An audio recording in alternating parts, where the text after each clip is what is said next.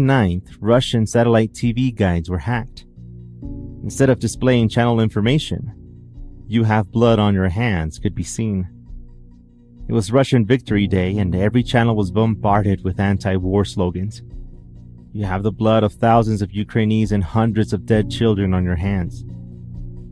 "The TV and the authorities are lying" was another one of the quotes. On June 5th, two local Crimean channels, Rossiya and Friday, were hijacked. The video showed Ukraine soldiers staring into the camera as they held up a finger to their lips. It was followed by a message: "Plans like silence. There will be no announcement that it's starting." Two fighter jets soar in the sky and a man's voice says, "Shh." Hackers have been enacting these hijackings since the Russian invasion, sometimes with a serious message, but also to troll. Since the 1980s, a mysterious signal has been transmitted from the middle of nowhere in Russia. The signal is known as the buzzer and has spawned countless theories. The buzzer is a shortwave radio station broadcasted on 4625 kilohertz. In the beginning, it transmitted a 2-second beep over and over again. And then in the 1990s, it transmitted a buzz repeating at a rate of 25 per minute, 24 hours a day. In 2003, it changed again. This time it was a higher tone that lasted longer. And if you tune in now, it's back to the familiar 1990s sound. It rarely deviates from these repeating tones, but every once in a while, the buzzing stops and voices can be heard. At first, these voice messages were extremely rare. In 1997, a man's voice read something like the following: "Ya UVB-76, and then Ya-UVB7, 18008, Bromall 74 27 99 14, Boris, Roman, Olga, Mikhail, Anna, Larissa, 7437914. In 2001, another message was heard: "I am 143, not receiving the generator. The stuff comes from hardware room." Behind the buzzing, muted and unintelligible voices can be heard, as well as the occasional noises. This has led many to believe that this is not some pre-recorded tone. Instead, it is a manually produced sound. The buzzer went silent in 2010, and it resurfaced later from a different location and a different name. The former transmitter was located in a remote Russian village near Povarovo, Russia, 10 kilometers northwest of Moscow. It was then moved near St. Petersburg next to the village of Karo-Massiv. UVB-76 became MDZHB, and after this move, when a male voice interrupted the regular buzzing sound, said, "Mikhail, Dmitry, Senya, Boris, MDZHB." The Russian government has never stated what the purpose of the buzzer is, further fueling conspiracy theories.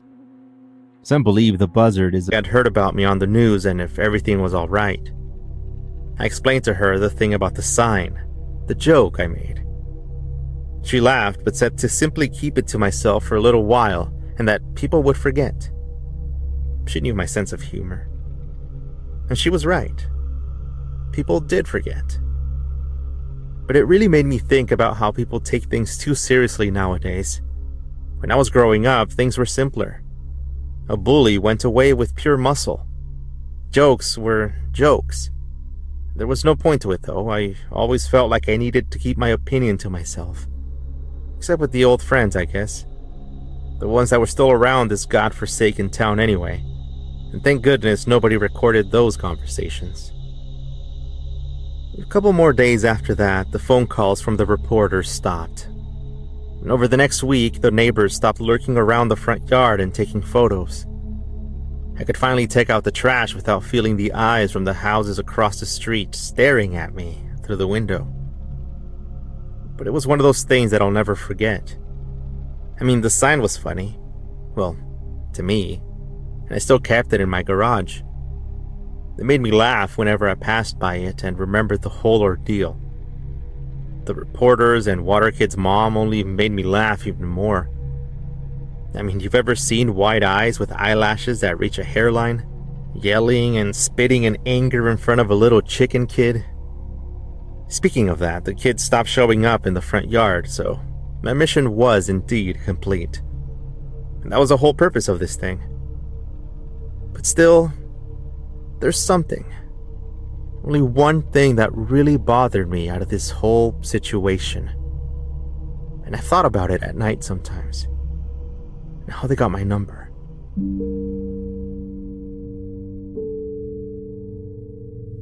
It happened a while after the whole thing had finally settled down. It was strange. One afternoon, I was sitting on the couch, flicking through the channels on the television, when my phone rang. The Scary Plus are helping me fund a brand new podcast about scary places. And of course, for all the stuff that comes along with managing all these shows. Anyway, thank you very much for listening. See you soon.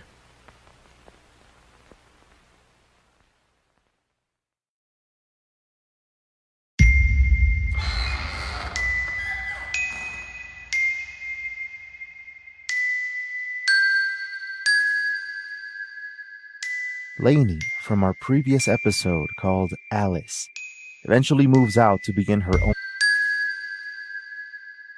Lainey, from our previous episode called Alice, eventually moves out to begin her own life in a new apartment. And after the paranormal events being dormant for a while, they're back. And they're terrifying. My name is Edwin, and here is the second part of Lainey's true scary story.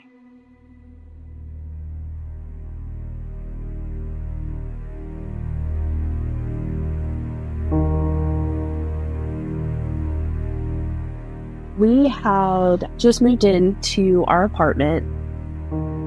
We were on the second floor. When we first moved in, we had no problems. We loved the apartment. I was pregnant when we had moved in, and I was due in March of 2019. I gave birth. When we brought him home from the hospital, he had his room, we had ours. We had it all decorated and set up. Once we brought him home, it was really weird that he couldn't settle in his room. Of course, it's a baby, but it was really odd because he slept great in our room. Like he was okay, but then if you put him in that room, he was just super unhappy. He would not calm down. We even noticed ourselves. Me and my husband, of course, married people argue, but we were both getting super aggressive. That wasn't like us either. And a lot of people are like, oh, it's just because you have a baby. The room got really cold. It was freezing cold in his room. It was just super uncomfortable. I called maintenance. There was nothing wrong with the ventilation to his room. We would close the door, and the door would be hot to the touch. Extremely hot to the touch. It was so weird because when you go in there, it's ice cold, but then the door itself was hot.